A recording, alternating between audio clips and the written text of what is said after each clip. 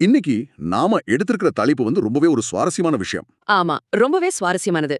ஜோதிட சாஸ்திரத்துல சுக்கிரன் அப்படிங்கிற கிரகம் நம்ம ஜாதகத்துல இருக்கிற 12 வீடுகள்ல, அதாவது பாவகங்கள்ல அமர்ந்தால் என்னென்ன பயன்கள் நன்மைகள் கிடைக்கும், அப்புறம் என்ன மாதிரியான குறைபாடுகள் ஏற்படும் அப்படிங்கறத பத்தி தான் இன்னைக்கு நம்ம பேச போறோம். கண்டிப்பா. நம்ம தரவுகள் சுக்கிரனோட பொதுவான காரகத்துவங்கள் என்ன, அவர் ஒவ்வொரு வீட்லயும் உட்காரும்போது ஒருத்தரோட பொருளாதாரத்திலையும் குணத்திலையும் என்ன மாதிரியான மாற்றங்கள் நிகழும் அப்படிங்கறத ரொம்ப தெளிவா விளக்குது. சரி, இதை விரிவாகவே பார்ப்போம். நீங்க ஜோதிடத்தை இப்பதான் புதுசா கத்துக்க ஆரம்பிச்சிருந்தாலும் சரி, இல்ல ஒரு குறிப்பிட்ட தகவலை சட்டுன்னு தெரிஞ்சுக்க நினைச்சாலும் சரி, சுக்கிரனோட இந்த மாயாஜாலங்களை எந்தவித தகவல் சுமையும் இன்றி ரொம்ப எளிமையாவும் சுவாரஸ்யமாவும் உங்களுக்கு புரிய வைப்பதுதான் எங்களோட முக்கிய நோக்கம். அதாவது ஜோதிடம்னு எடுத்துக்கிட்டாலே அதுல சுக்கிரனுக்கு எப்பவுமே ஒரு தனி இடம் உண்டு. சுக்கிரன் அப்படின்னு சொன்ன உடனே நம்ம மனசுல முதல்ல வர வேண்டியது அந்த சுகபோகமான வாழ்க்கை, ஆடம்பரம், சொகுசு, வண்டி, வாகனங்கள், ஆடை ஆபரணங்கள், அப்புறம் சிற்றின்பம், இது எல்லாம் தான். நம்ம வாழ்க்கையில அனுபவிக்க நினைக்கிற அத்தனை சந்தோஷங்களுக்கும் அவர்தான் ஆணிவேர் இல்லையா? சரியா சொன்னீங்க. அது மட்டும் இல்லாம 64 ஆயக்கலைகளுக்கும் இவரே அதிபதி. குறிப்பா சொல்லணும்னா ஒருத்தரோட காதல், கல்யாண வாழ்க்கை, இதுக்கெல்லாம் முழு பொறுப்பு இவர்தான். ஜோதிடத்துல இவரை களத்திர காரகன் அப்படின்னு சொல்றதுக்கு காரணமும் அதுதான். இதுல ஆச்சரியப்பட வைக்கும் விஷயம் என்னவென்றால், சுக்கிரனுக்கு இனிப்புனா ரொம்ப பிடிக்குமா. கிழக்கு திசை, அப்புறம் வைரக்கல், கருட வாகனம், இது எல்லாமே அவருக்கு உரியவைன்னு நம்ம தரவுகள் சொல்லுது. ஆமா. அதே போல பரணி, பூரம், பூராடம், இந்த 3 நட்சத்திரங்களும் சுக்கிரனோட ஆதிக்கத்துல தான் வருது. ரிஷபம் மற்றும் துலாம் இவருக்கு ஆட்சி வீடுகள், மீனம் உச்ச வீடு, கன்னி நீச்ச வீடாகும். இதெல்லாம் அவரோட அடிப்படை தன்மைகள். சரி, இப்போ நேரா விஷயத்துக்கு வருவோம். இந்த சுக்கிரன் ஒருத்தரோட ஜாதகத்துல முதல் வீடான லக்னத்துல இருந்தா எப்படி இருப்பாங்க? தங்களை எப்பவுமே அழகுபடுத்திக்கிட்டே இருப்பாங்களா? கண்டிப்பா. லக்னத்திலே சுக்கிரன் இருந்தா அவங்க எப்பவுமே தங்களை ரொம்ப அழகா, நேர்த்தியா வச்சுக்கணும்னு நினைப்பாங்க. விதவிதமான ஆடைகள், வாசனை திரவியங்கள் மேல அவங்களுக்கு அதிக ஆர்வம் இருக்கும். ஒரு வசீகரம் அவங்க கிட்ட இருக்கும்னு சொல்லலாம். ஆமா, எதிர்பாலினத்தவரை ரொம்ப எளிதா கவரக்கூடிய ஒரு வசீகரம் உங்களுக்கு உண்டு. ஆனா இதுல நம்ம கவனிக்க வேண்டிய இன்னொரு விஷயமும் இருக்கு. ஒருவேளை சுக்கிரன் அங்க பலம் இழந்தாலோ இல்ல பாதிக்கப்பட்டாலோ இந்த நற்பலன்கள் அப்படியே தலைகீழாக மாறும் வாய்ப்பும் இருக்கு. இங்கேதான் விஷயம் ரொம்ப சுவாரஸ்யமா மாறுது. 2ஆம் வீடான தனஸ்தானத்துல சுக்கிரன் இருந்தா என்ன நடக்கும்? பணப்புழக்கம் எப்படி இருக்கும்? 2ஆம் இடத்துல சுக்கிரன் இருந்தா அவங்களுக்கு இயற்கையாகவே ரொம்ப வசீகரமான முகம், குறிப்பா அந்த காந்த கண்கள் அமையும். அவங்களோட பேச்சாற்றல் ரொம்ப அற்புதமா இருக்கும். பேச்சாலேயே காரியங்களை சாதிச்சிருவாங்க. தடையற்ற பணப்புழக்கம் இருக்கும். அப்போ அந்த இடத்துல சுக்கிரன் பாதிக்கப்பட்டிருந்தா என்ன பலன் கிடைக்கும்? பாதிக்கப்பட்டிருந்தா கண் சம்பந்தமான பிரச்சனைகள் கண்ணாடி அணிய நேரிடும். அதை விட முக்கியமா பேச்சாலேயே வம்பில மாட்டிக்கொள்வார்கள். அப்போ பேசுறப்ப கொஞ்சம் கவனம் தேவை. அடுத்து 3ஆம் இடம். அதிக தைரியம், கலைகள், இசை மீது அதீத ஆர்வம் இருக்கும்னு தரவுகள் சொல்லுது. ஆமா. குறிப்பா சந்திரனும் சுக்கிரனும் இணைந்து 3ஆம் இடத்துல இருந்தா அவங்க இசைத்துறையில மிகப்பெரிய சாதனை படைப்பாங்க. அது மட்டும் இல்லாம கணினி மற்றும் தகவல் தொடர்பு துறைகளிலும் கூட சிறந்து விளங்குவாங்க. 4ஆம் இடம், அதாவது சுகஸ்தானம். இங்க சுக்கிரன் திக்பலம் தெரிகிறார்னு தரவுகள் சொல்லுது. திக்பலம்னா தன்னோட முழு பலத்தையும் காட்டுறது இல்லையா? ஆமா, சரியா சொன்னீங்க. அதனால இவங்களுக்கு ரொம்ப பிரம்மாண்டமான சொகுசு வீடுகள், ஆடம்பர வாகனங்கள் மற்றும் நிலப்புலன்கள் எல்லாமே அனாயாசமா அமையும். டிராவல்ஸ் அல்லது வாகனங்கள் தொடர்பான தொழில்ல இவங்க சிறந்து விளங்குவார்கள். இவங்களுக்கு தாயாருடைய முழு ஆதரவும் கிடைக்கும்னு ஒரு பாயிண்ட் இருக்கு. கரெக்ட். தாயாரின் முழு அன்பும் ஆதரவும் இவங்களுக்கு வாழ்நாள் முழுக்க கிடைக்கும்.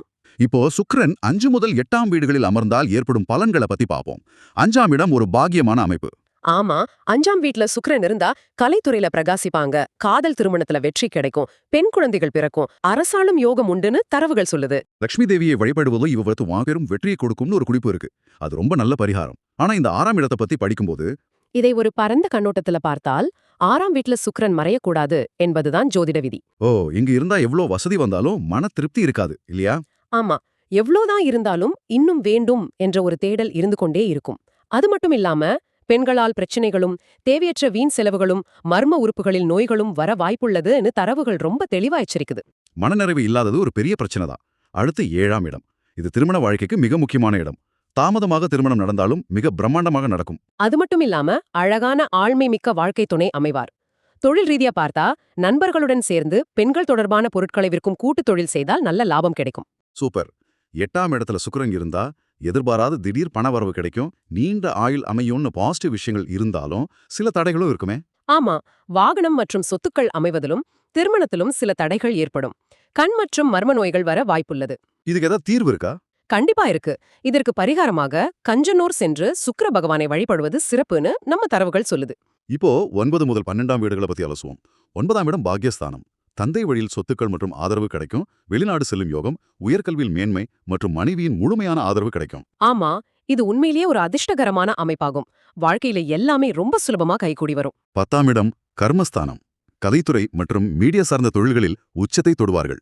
சுக்கிரன் 10ல் இருந்தால் வேலை செய்யும் இடம் எப்போதும் மகிழ்ச்சியாகவும் சந்தோஷமாகவும் இருக்கும்னு தரவுகள் சொல்லுது. கரெக்ட். மார்க்கெட்டிங் அல்லது அழகு சாதனங்கள் தொடர்பான தொழிலில் வாடிக்கையாளர்களை எளிதில் ஈர்த்து வெற்றி பெறுவார்கள். இவங்களுக்கு மனைவியின் மூலமும் நல்ல ஆதாயம் கிடைக்கும். 11ஆம் இடம் லாபஸ்தானம். எந்த கிரகம் 11ல இருந்தாலும் நன்மை செய்யும். அதிலும் சுக்கிரன் இருந்தால் லாபம் பன்மடங்காக பெருகும். ஆமா, மூத்த சகோதரி அல்லது பெண்களால் சிறப்பான லாபம் கிடைக்கும். ஊடகத்துறையில் இருப்பவர்களுக்கு புகழ் மற்றும் திடீர் பணவரவு கிடைக்கும். கடைசியா 12ஆம் இடம் விரயஸ்தானம். இங்கு சுக்கிரன் தன் ஸ்தான பலத்தை இழக்கிறார். வெளிநாடு அல்லது வெளியூர் செல்வதன் மூலம் புகழடைவார்கள். ஆனால் ஆடம்பரத்திற்காக அதிக பணத்தை விரயம் செய்வார்கள்னு குறிப்புகள் சொல்லுது.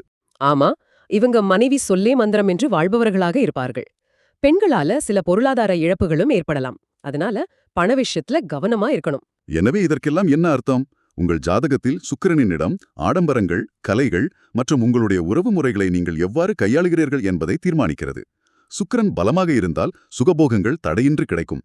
பாதிக்கப்பட்டால் அதே சுகபோகங்கள் சில சவால்களை கொண்டு வரும் என்பதை இன்று நாம் ஆதாரங்களோடு பார்த்தோம். கண்டிப்பா இந்த தகவல்கள் எல்லாமே மனிதர்களின் குணாதிசயங்களை உற்று நோக்க உங்களுக்கு புதியதொரு கண்ணோட்டத்தை கொடுத்திருக்கும் என நம்புகிறோம். இனி உங்களை சுற்றியுள்ளவர்களின் கலை ஆர்வம் அல்லது ஆடம்பர மோகத்தை வைத்து அவர்களின் சுக்கிரன் எப்படிப்பட்ட பலன்களை தருகிறார் என்பதை நீங்கள் எளிதாக யூகிக்கலாம். அது ரொம்பவே ஒரு சுவாரஸ்யமான தேடலா இருக்கும். இது ஒரு முக்கியமான கேள்வியை எழுப்புகிறது.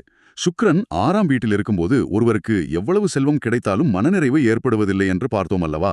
ஆமா, பார்த்தோம். அப்படியானால் முடிவில்லான ஆசையும் ஆடம்பர தேடலும் ஒரு மனிதனை உண்மையான மகிழ்ச்சியிலிருந்து தடுத்து நிறுத்துகிறதா, அல்லது அந்த தேடல்தான் அவனை மென்மேலும் உழைக்க தூண்டும் உந்து சக்தியாக மாறுகிறதா?